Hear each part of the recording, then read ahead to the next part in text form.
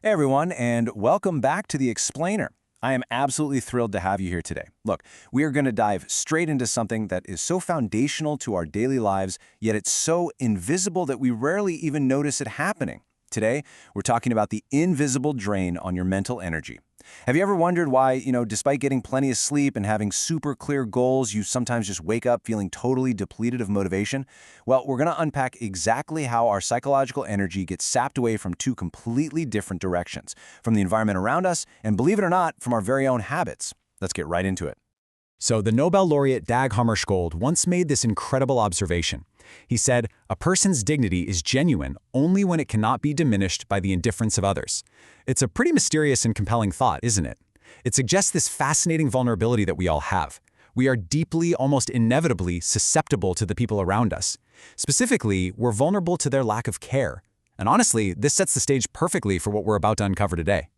Which brings us to the absolutely crucial question we need to ask ourselves right now. Are you giving away your motivation without even realizing it? We're going to look at how we lose our drive on two distinct fronts.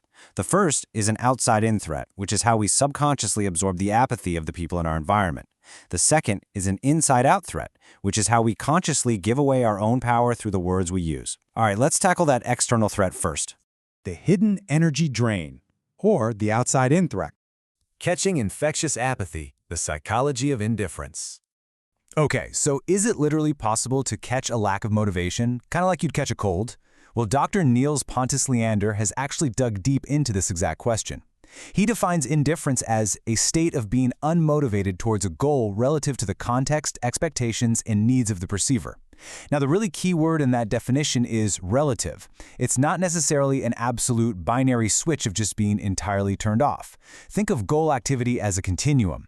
Indifference just means your motivation has dropped significantly lower than your baseline, based on what is expected in that specific context. Now, we've got to make a really vital distinction here. Indifference is not the same thing as distraction, and it's not redirection either.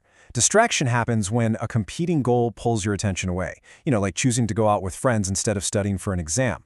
Redirection is when you swap one goal for a totally redundant alternative. But indifference, that is a pure drop in motivation in the complete absence of any other competing desire. It is simply losing the will, period. So how does this actually happen? How do we catch it? Well, Dr. Leander's research outlines this fascinating two-step process called goal contagion. Step 1, perceiving an absence of motivation in someone else.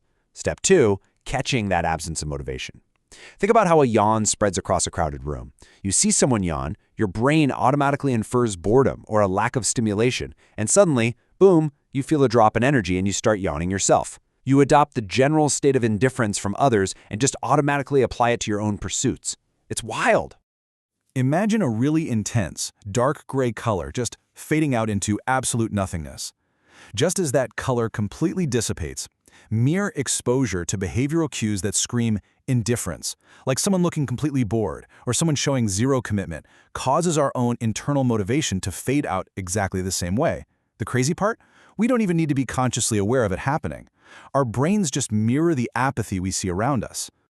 Moving on to the gall shield defending your drive. All right, so how do we actually protect ourselves from this spreading apathy? The answer lies in a psychological shield called Volitional Action Control. This is the ability to sustain your goal pursuit long after the intention to pursue it has been formed. Honestly, this is the main thing that separates people who quickly give up when everyone else is slacking off from those who can completely block out those goal-interfering influences. And this leads us to a truly surprising finding from the research. Get this, highly motivated individuals actually counteract indifference by redoubling their efforts. If you have an active, incredibly strong achievement goal in your mind and you are exposed to someone else's indifference, you don't actually catch it. Instead, you perceive their apathy as an obstacle to overcome and you literally work harder. Your genuine striving is totally reinforced by the threat. It's like a superpower. Okay, so we know we can shield ourselves from the apathy of others. But what happens when the threat to our boundaries comes from our own words? Sometimes that massive energy drain isn't coming from the outside in, it's coming from the inside out. And to unpack this, we're going to draw on the incredible work of Dr. Stephanie Sarkis. The over-explaining trap, sabotaging our own limits. Think about a completely firm boundary, something like, I won't be attending the family event. It is clear, it's respectful, it's a complete sentence, and bonus, it spares you from Uncle Bob's politics, right? But then, there's the over-explained version. Well, I've had a really long week, and I really need to rest, but maybe I can stop by for just a little while. Do you see what happened there? By adding all those unnecessary justifications, you just turned a solid boundary into a negotiation. You opened a door that basically invites pushback and guilt-tripping. But why do we do this to ourselves? Well, the psychological root of over-explaining often stems from early survival strategies, trauma, anxiety, or deep-seated people-pleasing habits. Actually, a lot of us learn this implicit childhood rule that being perfectly understood equals being safe. We falsely believe that if we can just provide a completely bulletproof rationale for our choices, we'll avoid conflict. And because of that, we expend massive amounts of totally unnecessary mental energy just trying to justify our basic right to take up space. The power of silence. Clear language as a boundary. So instead of handing over an essay of excuses, try simply saying, I'm not available, or that doesn't work for me, or I've made my decision, or my personal favorite, let's shift the conversation. Now, Dr. Sarkis points out that at first, sitting in the total silence after saying these phrases is going to feel super awkward and disorienting, but ultimately, it brings this profound sense of lightness. You are asserting your limits respectfully without giving the other person any leverage whatsoever to argue with you. Reclaiming your mental space. Building internal trust. To bring everything we've talked about today together, from shielding against external apathy to practicing this internal restraint, the main thing to remember is this.